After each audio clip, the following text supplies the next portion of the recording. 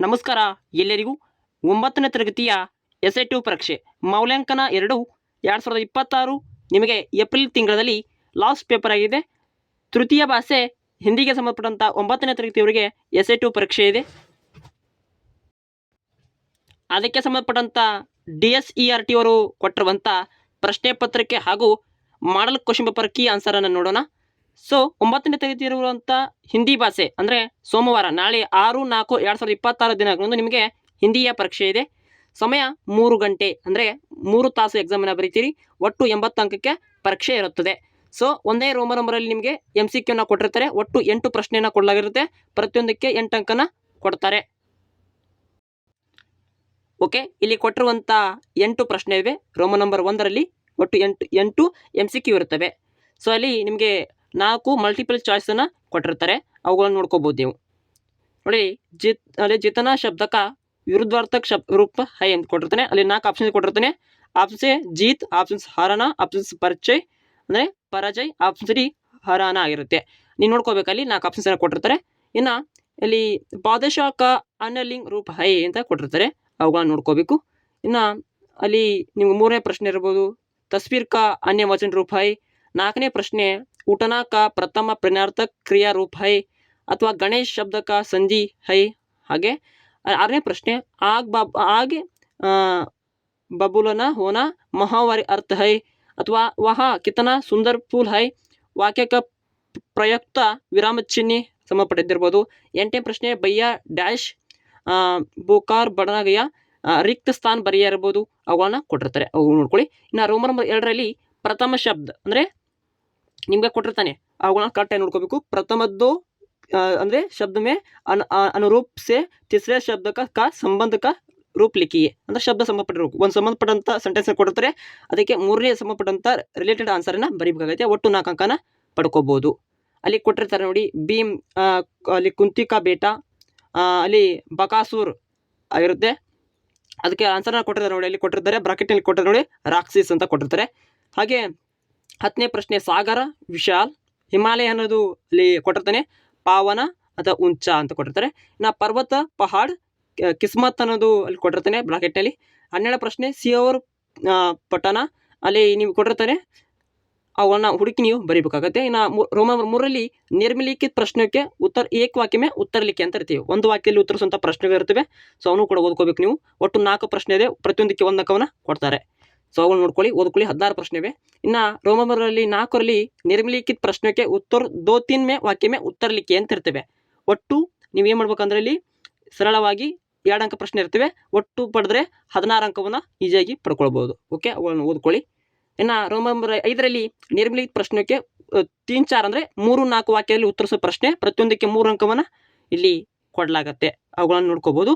So okay, ಅಲ್ಲಿ ಒಟ್ಟು ಅಂದರೆ 32 ಪ್ರಶ್ನೆ ಇವೆ. ಇನ್ನು ಕನ್ನಡ ಅಂಗ್ರೇಜ್ ಮೇ ಅನುವಾದ ಅಂದರೆ ಕನ್ನಡದಲ್ಲಿ ಬರೀಬೇಕು. ಹಿಂದಿ ಕೊಟ್ಟಿರುವಂಥ ನೋಡಿ, ಏಕ್ ದಿನ್ ಬಾಬು ಬಾಯಿ ಕೋ नारियल खाने का मन हुआ, उसके बारे में सोचते भी बाबू बाई ने अपने होठ का ಚಟಾಕ ಅಂದರೆ ಅಲ್ಲಿ ನೀವು ಬರೀಬೇಕು. ಒಂದು ದಿನ ಬಾಬು ವ್ಯಕ್ತಿಗಳು ಬಾಯಿ ಎಂಬವನು ಏನು ಮಾಡಿದ, ನಾರಿಯಲ್ ಅಂದ್ರೇನು ಎಳನೀರನ್ನು ಅಂದರೆ ಕಾನ್ಯಾಕ ಮನ್ ಹೂವು ಅಂದರೆ ಕುಡಿಯಲು ಒಂದು ಸಂಬಂಧಪಟ್ಟಂಥ ಪಾಠ ಇದೆ. ಅದನ್ನು ಹುಡುಕಿ ನೀವು ಬರೀಬೇಕಾಗತ್ತೆ.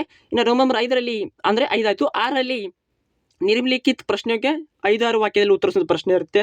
ಅವು ನೋಡ್ಕೊಳ್ಳಿ. ಇನ್ನು ಪದ್ಯ ಭಾಗ ಪೂರ್ಣ ಕೀಜಿಯ ಪ್ರಶ್ನೆ ಇದೆ, ಅದನ್ನು ನೋಡ್ಕೊಳ್ಳಿ. ಜೈ ಜೈ ಭಾರತ್ ಮಾತಾ ಪದ್ಯದ ಒಂದು ಪದ್ಯ ಭಾಗವನ್ನು ಕೊಟ್ಟಿರ್ತಾರೆ.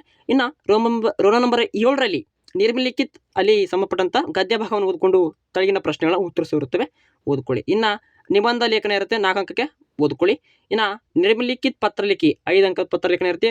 अपने बड़ी बहन की शादी में भाग लेने के लिए 3 दिन की छुट्टी में मांगते हुए प्राध्यापक में प्रार्थना किए. ಅಥವಾ ಇನ್ನೊಂದು ಪ್ರಶ್ನೆ ಇದೆ, ಕಿತಾಬೆ ಖರೀದನೆ ಕೆ ಲಿಯೆ ರೂಪಾಯಿ ಬೇಜನೆ ಕಾ ಅನುರೋಧ ಕರ್ತೆ ಹುಯೆ ಅಪ್ನೆ ಪಿತಾಜಿ ಕಾ ಪತ್ರ ಹೈ. ಒಂದು ಖರೀದಿ ಮಾಡೋ ಸಂಬಂಧ ತಂದೆಯವರಿಗೆ ಪತ್ರವನ್ನು ಬರೀಬೇಕು. ಅದೇ ಹಣಕ್ಕೋಸ್ಕರ. ಇನ್ನು ಒಂದು ಶಾಲಾ ಸೂಟಿಗೋಸ್ಕರ 3 ದಿನದ ರಜೆ ಪತ್ರವನ್ನು ಬರೆದಿರುತ್ತೆ. ನೋಡ್ಕೊಳ್ಳಿ. ಅವುಗಳನ್ನ ಆನ್ಸರನ್ನು ಕೊಟ್ಟಿರ್ತಾರೆ ನೋಡಿ. ಸೊ DSERT ಅವರ ಹೊರತುಪಟ್ಟು ಕೊಟ್ಟಿರುವಂಥ ಕೀ ಆನ್ಸರ್ ಇವೆ ನೋಡಿ. MCQ ಆನ್ಸರನ್ನು ಮಾಡಿದ್ದಾರೆ. ಸೊ ಅವು ಆನ್ಸರನ್ನು ನೋಡಿ. ಬಿ ಇರ್ಬೋದು, ಹಾಗೆ ಆನ್ಸರನ್ನು ಆಪ್ಷನ್ಸ್ ಬಿ ಹಾರನ ಆಗಿರುತ್ತೆ, ಆಪ್ಷನ್ಸ್ ಬಿ ಬೇಗಂ, ಆಪ್ಷನ್ಸ್ ಬಿ ತಸ್ವೀರೇ ಆಗಿರುತ್ತೆ, ಆಪ್ಷನ್ಸ್ ಬಿ ಉಟಾನ. ಆಪ್ಷನ್ಸ್ 5ನೇ ಪ್ರಶ್ನೆಗೆ ಬಿ ಗುಣಸಂಧಿಗೆ ಉದಾಹರಣೆ ಆಗಿದೆ. 6ನೇ ಪ್ರಶ್ನೆ ಬಿ ಕ್ರೋಧಿತ್ ಹೋನ. ಆಪ್ಷನ್ಸ್ 7ಗೆ ರೈಟ್ ಆನ್ಸರ್ ಸಿ ಅಲ್ಲಿ ವಿಷಯಮಯ ಅಲ್ಲಿ ಒಂದು ಸಂಬಂಧಪಟ್ಟಂಥ ಒಂದು ಪ್ರಶ್ನೆ ಇರುತ್ತೆ ವಾಕ್ಯದದು. ಸೊ ಅಲ್ಲಿ ನೀವು ಒಂದು ಚಿಹ್ನೆಗೆ ಸಂಬಂಧಪಟ್ಟಿರುತ್ತೆ. ಇನ್ನು 8ನೇ ಪ್ರಶ್ನೆ ಅಲ್ಲಿ ಆಪ್ಷನ್ಸ್ ಬಿ ಕ ಆಗಿರುತ್ತೆ. ಇನ್ನು ಅನುರೂಪತೆ ಅಲ್ಲಿ ಕೊಟ್ಟಿರುವಂಥ ರಾಕ್ಷಸ ಅಲ್ಲಿ ಉಚ್ಚ ಭಾಗ್ಯ ಅಲ್ಲಿ ಇಲ್ಲಿ ಸಂಬಂಧಪಟ್ಟಂಥ ಪ್ರಶ್ನೆನ 12ನೇ ಪ್ರಶ್ನೆ ಕೂಡ ಕೊಟ್ಟಿರ್ತಾರೆ. ಇನ್ನು ಏಕವಾಕ್ಯ ಉತ್ತರಕ್ಕೆ ಕೂಡ ಅಲ್ಲಿ ಕೊಟ್ಟಿರ್ತಾರೆ ನೋಡಿ. ಸೂರ್ಯಗಾರಕ ದುಲಾರ್ ಕೋನತ ಅಲ್ಲಿ ಗುಲಾಬ್ ಸಿಮ್ ಸಾರೆಗಾರಕ ಸಂಬಂಧಪಟ್ಟಂಥ ಆನ್ಸರ್ನ ಕೊಟ್ಟಿರ್ತಾರೆ, ಓದ್ಕೊಳ್ಳಿ. ನಾನು 2-3 ಮೇ ವಾಕ್ಯ ಮೇ ಉತ್ತರ ಲಿಖಿ ಆನ್ಸರ್ನ ಕೊಟ್ಟಿದ್ದಾರೆ, ಅವುಗಳನ್ನು ಓದ್ಕೊಳ್ಬೇಕು. ಇನ್ನು ನಾರಿಯಲ್ ಕಾ ಜೂಡ್ ಸೆ ಚಿನಾಕರ್ ನಾರಿಯಲ್ ವಾಲೆಂಕ್ ಬಾಬುಬಾಯಿ ಕೋ ಕ್ಯಾ ಕಹ ಸಂಬಂಧಪಟ್ಟಂಥ ಪ್ರಶ್ನೆ ಇದೆ, ಅದನ್ನು ಓದ್ಕೊಳ್ಳಿ ಕಂಪ್ಲೀಟಾಗಿ. ಇನ್ನು 3-4 ವಾಕ್ಯ ಮೇ ಉತ್ತರ ಲಿಖಿ ಇರುತ್ತೆ, ಅಂದರೆ ಗದ್ಯ ಭಾಗವನ್ನು ಓದ್ಕೊಂಡು ಬರುವಂಥ ಪ್ರಶ್ನೆ ಇತ್ತಲ್ಲ ಹೌದಿರುತ್ತೆ. ಇನ್ನು ಕನ್ನಡ ಮೇ ಅನುವಾದ ಅಂದರೆ ಒಂದು ದಿನ ಬಾಬುಬಾಯಿಗೆ ಎಳನೀರು ಕುಡಿಬೇಕೆನಿಸಿತು, ಆದರೆ ಅದರ ಬಗ್ಗೆ ಯೋಚಿಸುತ್ತಾ ಬಾಬುಬಾಯಿ ತಮ್ಮ ತುಟಿಗಳನ್ನು ಚಪ್ಪರಿಸುತ್ತಾ ಆಹಾ ಎಷ್ಟು ಸಿಹಿ ಹಾಕಿರಬಹುದು ಎಂದನುವಂಥ ಒಂದು ಕನ್ನಡದಲ್ಲಿ ಬರೀಬೇಕಾಗತ್ತೆ.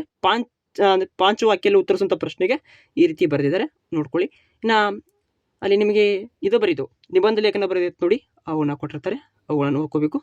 ನಿಬಂಧನ ಯಾವ ರೀತಿ ಬರೀಬೇಕು ನೋಡಿ. ಹಾಗೆ ಪತ್ರ ಲೇಖನ ಕೂಡ ಇಲ್ಲಿ ಕೊಟ್ಟಿದ್ದಾರೆ. ಇಷ್ಟು ಅವರು DSRT ಅವರು ಕೊಟ್ಟಿರುವಂಥ ಮಾಡಲ್ ಕ್ವೆಶ್ಚನ್ ಪೇಪರ್ ಕೀ ಆನ್ಸರ್ ಆಗಿರ್ತವೆ. ಇದನ್ನು ನೀವು ರೆಫರ್ ಮಾಡಿದರೆ ಈಸಿಯಾಗಿ ಪಾಸ್ ಆಗ್ಬೋದು. ಹಾಗೆ ಎಲ್ಲ ವಿದ್ಯಾರ್ಥಿಗಳು ಈ ವಿಡಿಯೋನ ಶೇರ್ ಮಾಡ್ಕೊಳ್ಳಿ, ನಿಮ್ಮ ಒಂದು ವಿದ್ಯಾರ್ಥಿಯ ಗ್ರೂಪ್ಗಳಿದ್ದರೆ. ಓಕೆ, ನಿಮ್ಮ ಫ್ರೆಂಡ್ಸ್ಗಳ ವಿಡಿಯೋನ ರೆಫರ್ ಮಾಡಿ, ತುಂಬಾ ಸ್ಕೋರ್ ಆಗುತ್ತೆ ನಿಮ್ಮ ಒಂದು ಎಕ್ಸಾಮ್ಗೆ. ಸೊ ಲಾಸ್ಟ್ ಪೇಪರ್ ಆಗಿತ್ತು ಇದು, 3rd ಲ್ಯಾಂಗ್ವೇಜ್ ಹಿಂದಿಗೆ ಸಂಬಂಧಪಟ್ಟಂಥ ಎಕ್ಸಾಮ್ ಇತ್ತು ನಿಮಗೆ. ನಾಳೆ 6/4/2026 ದಿನಾಂಕ ಸೋಮವಾರ ನಿಮಗೆ ಎಕ್ಸಾಮ್ಗೆ ಈ ರೀತಿ ಪ್ರಿಪೇರ್ ಆಗಿ ಇದೇ ರೀತಿ ಕ್ವಶನ್ಸ್ ಬರ್ತವೆ, ಇವುಗಳನ್ನು ಓದ್ಕೊಳ್ಳಿ ಎಲ್ಲ ವಿದ್ಯಾರ್ಥಿಗಳು ತಿಳಿಸೋದಂದರೆ. ಸೊ ಏನೇ ಡೌಟ್ಸ್ ಇದ್ದರೆ ಕಮೆಂಟ್ ಬಾಕ್ಸಲ್ಲಿ ಕಮೆಂಟ್ ಮಾಡಿ. ಹೆಚ್ಚಿನ ಮಾಹಿತಿಗಾಗಿ ನಮ್ಮೊಂದು ಚಾನಲ್ನ ಭೇಟಿ ನೀಡಿ. ಚಾನಲ್ನ ಸಬ್ಸ್ಕ್ರೈಬ್ ಮಾಡ್ಕೊಂಡಿದ್ದರೆ ದಯವಿಟ್ಟು ಸಬ್ಸ್ಕ್ರೈಬ್ ಮಾಡ್ಕೊಳ್ಳಿ. ಇನ್ನೂ ಹಲವಾರು ನಿಮಗೆ 10th ಒಂದು ಅಂದರೆ SSLC ಎಕ್ಸಾಮ್ಗೆ ಬರ್ತಿರಲ್ಲ, ಅಲ್ಲಿ ಕೂಡ ನಿಮಗೆ ಕ್ಲಾಸನ್ನು ತೆಗೆದುಕೊಳ್ಳಲಾಗುತ್ತೆ.